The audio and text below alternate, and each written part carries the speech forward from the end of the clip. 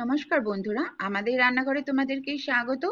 আজকে আমাদের রান্নাঘরের রেসিপি হলো চিকেন কষা। ভীষণ সুন্দর এবং লোভনীয় ভাবে কিন্তু এই চিকেন কষাটা আমি বানিয়েছি। চলো সঙ্গে থেকে দেখে নাও, আশা করি তোমরা নিরাশ হবে না, ভালোই লাগবে। এই চিকেন কষাটা কিন্তু ফ্রাইড রাইস, পোলাও, রুটি, পরোটা সবকিছুর সাথে ভীষণ ভালো লাগবে।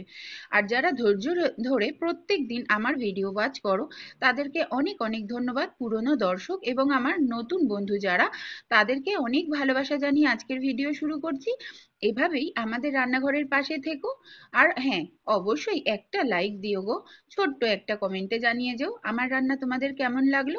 তোমাদের একটা লাইক পেলে আমি ভীষণ ভীষণ খুশি হই। আজকে তোমাদের ভীষণ লোভনীয় একটা চিকেন কষা করে দেখাবো, একদম ঘরোয়া পদ্ধতিতে, কিন্তু ভীষণ টেস্টি একটা রেসিপি। তার জন্য দেখো, আমি এখানে 1 কিলো 200 মতন চিকেন নিয়ে নিয়েছি। চিকেনটা আমি মাঝারি সাইজ করে কেটেছি, যেগুলো একটু বড় ছিল ছোট ছোট করে চিড়ে চিড়ে নিয়েছি।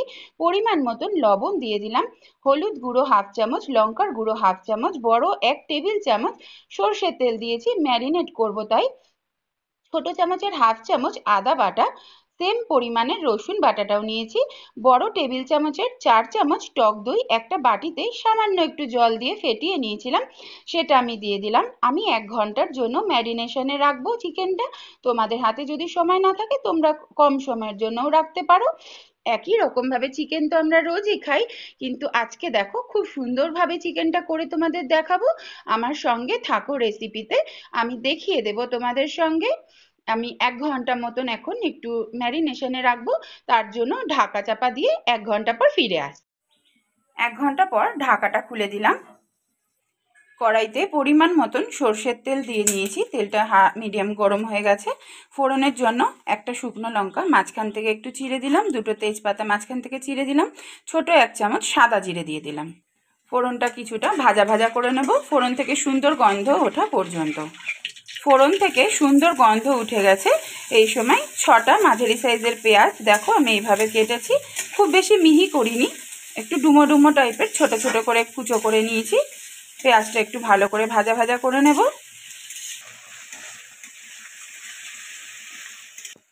পেঁয়াজটা বাদামি করে ভেজে নিয়েছি। ম্যারিনেশনের সময় হাফ চামচ দিয়েছিলাম রসুন বাটা, এই সময় আবার হাফ চামচ দিয়ে দিলাম। আদা বাটাও ওই সময় আমি হাফ চামচ দিয়েছিলাম, এখন আরও হাফ চামচের মতন দিয়ে দিলাম। আদা রসুনের কাঁচা গন্ধ থাকা পর্যন্ত খুব ভালো করে নাড়াচাড়া করে নিতে হবে। ম্যারিনেশনের সময় হাফ চামচ করে হলুদ গুঁড়ো আর লঙ্কার গুঁড়ো দিয়েছিলাম, এই সময় আরও হাফ চামচ করে দিয়ে দিলাম। তেলের মধ্যে এইভাবে লঙ্কার গুঁড়ো হলুদ গুঁড়ো দিলে কালারটা কিন্তু সুন্দর হয়, তাই আমি এই সময় ব্যবহার করলাম। আদা রসুনটাও খুব ভালোভাবে কিন্তু কষানো হয়েই এসেছে, আরও কিছুক্ষণ কষিয়ে নেব। 4টে ছোট সাইজের টমেটো আমি মিক্সিতে পেস্ট করে রেখেছিলাম, সেটা দিয়ে দিলাম। টমেটো এইভাবে বেটে দিলে গ্রেভিটা কিন্তু সুন্দর হয়, তোমরা চাইলে কেটেও দিতে পারো, কিন্তু বাটাটা দিলে গ্রেভিটা সুন্দর হয়। এবার সব উপকরণ একসাথে আবার ভালো করে সুন্দরভাবে কষিয়ে নেব।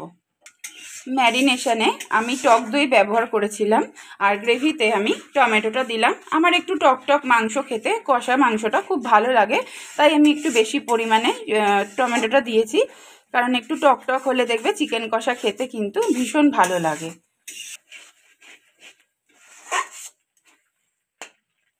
খুব ভালোভাবে মশলাগুলো কষানো হয়ে গেছে। এই সময় 1 চামচ ধনে গুঁড়ো আর 1 চামচ জিরে গুঁড়ো দিয়ে দিলাম। ম্যারিনেশনে যেহেতু অনেকটাই লবণ ব্যবহার করেছিলাম, তো এই সময় আমি বুঝে লবণটা দিচ্ছি, পরে যদি লাগে আবার চেক করে দেব। খুব সামান্য চিনি দিলাম, চিনিটা অপশনাল, যদি তোমাদের মিষ্টি খেতে না ভালো লাগে তো দিও না, তবে অল্প একটু চিনি দিলে স্বাদটা ব্যালেন্স হবে, কারণ যেহেতু টমেটো আর টক দই আছে, তো টক ভাবটা ব্যালেন্স করার জন্যই কিন্তু চিনিটা ব্যবহার করলাম। খেতে সুন্দর লাগবে আর কি, স্বাদটা সুন্দর হবে। 5-6 মিনিট মতন আগে কষিয়েছিলাম, আরও 5 থেকে 6 মিনিট, যতক্ষণ না পর্যন্ত তেলটা ভাসবে উপরে। অল্প অল্প করে মশলা ধোয়া বাটির জল দিয়ে দিয়ে মাংসটা মশলাটা আমি সুন্দর করে কষিয়ে নেব।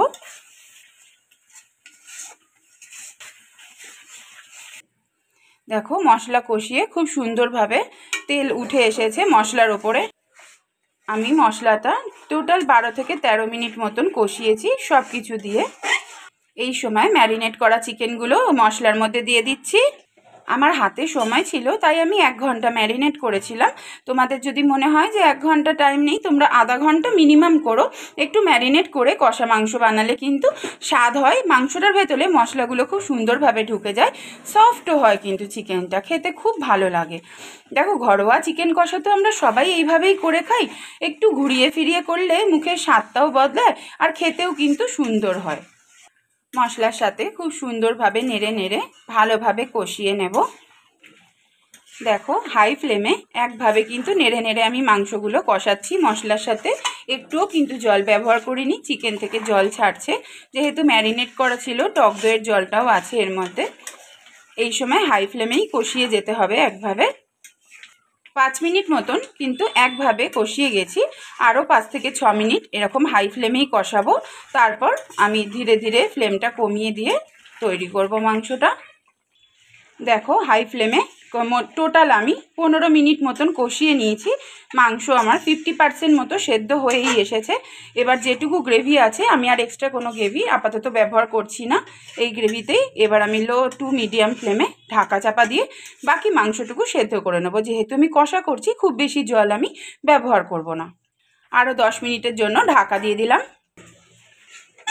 12 মিনিট পর ঢাকাটা খুললাম। মাংসটা আমার কিন্তু খুব সুন্দরভাবে সেদ্ধ হয়ে গেছে। এই সময় ছোট চামচের 1 চামচ গরম মশলার গুঁড়ো দিয়ে দিলাম।